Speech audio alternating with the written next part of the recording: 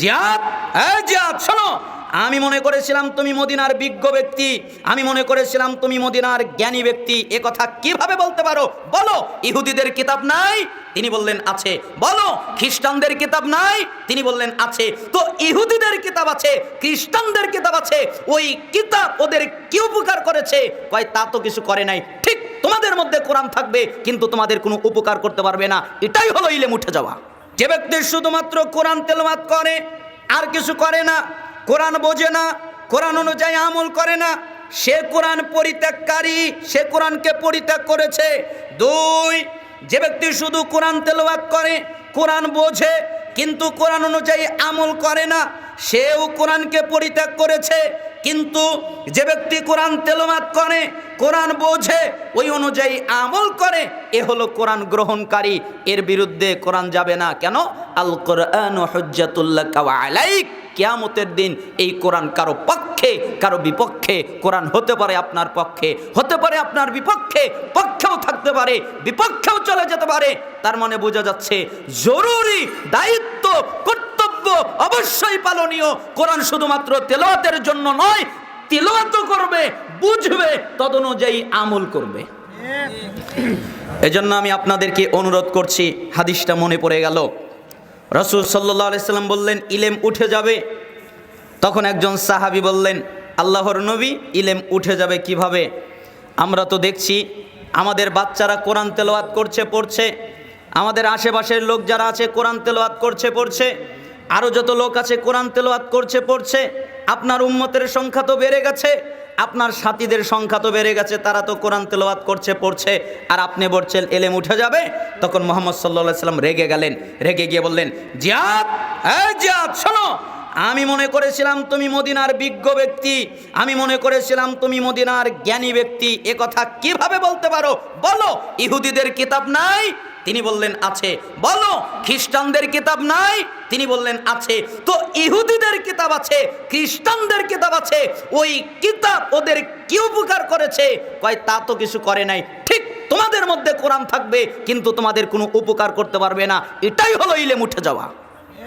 কোরআন তেলাওয়াত করবে কিন্তু ওই অনুযায়ী নিজেরা চলবে না, ওই অনুযায়ী নিজেরা পরিচালিত হবে না। তাই সালাফ এ বাক্য বললেন, তারা কোরআনুল কারীম পাঠ করে কিন্তু ওই অনুযায়ী নিজেরা চলে না। ওয়াকুলতুম নুহিব্বুর রাসূল সাল্লাল্লাহু আলাইহি ওয়াসাল্লাম ওয়া তারাকতুম সুন্নাতাহু। ৩, তোমরা বলো আমরা রাসূলকে ভালোবাসি, আমরা রাসূলকে মহব্বত করি, আমরা রাসূলকে পছন্দ করি, এ কথা তোমরা বলো কিন্তু তোমরা নিজেরাই রাসূলের সুন্নাতকে ত্যাগ করো, তাই না?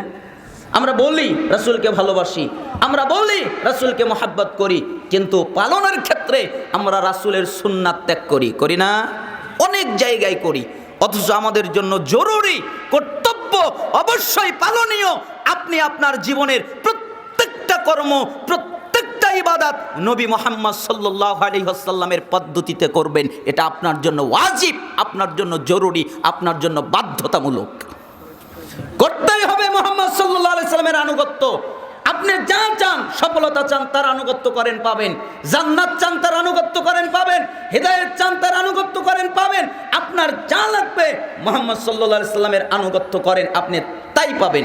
দলিল, আপনি সূরা আল ইমরান খোলেন, 31 নম্বর আয়াত পড়েন। আল্লাহ তাআলা বলছেন, কুল, হে নবী আপনি বলেন, ইন কুনতুম তুহিব্বুনাল্লাহ, তোমরা যদি দাবি করো আমরা আল্লাহকে ভালোবাসি, আমরা আল্লাহকে মহব্বত করি, ফাত্তাবিউনি, তাহলে আমি নবীর ইত্তেবা করো, আমি নবীর অনুসরণ করো, আমি নবীর আনুগত্য করো। ইউহিব্বুকুমুল্লাহ, তাহলে আল্লাহ তোমাকে ভালোবাসবেন।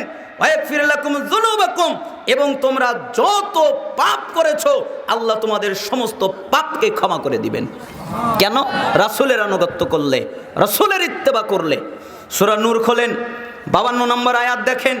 আল্লাহ তাআলা বলছেন, ওয়া মা ইউতিউল্লাহ ওয়া রাসূলাহু ওয়া ইয়াখশাল্লাহ ওয়া ইয়াত্তাকি ফাউলাইকা হুমুল ফাইজুন। যে ব্যক্তি আল্লাহর আনুগত্য করে, আল্লাহকে মেনে চলে, যে ব্যক্তি রসুলের আনুগত্য করে, রসুলকে মেনে চলে, যে ব্যক্তি আল্লাহকে ভয় করে, হায় হায় হায় আমি কিভাবে আল্লাহর সামনে দাঁড়াবো, আমি তো জিনা করেছি, আমি তো চুরি করেছি, আমি তো ডাকাতি করেছি, আমি তো অন্যায় করেছি, আমি তো কত অত্যাচার করেছি, আমি কিভাবে আল্লাহর সামনে দাঁড়াবো।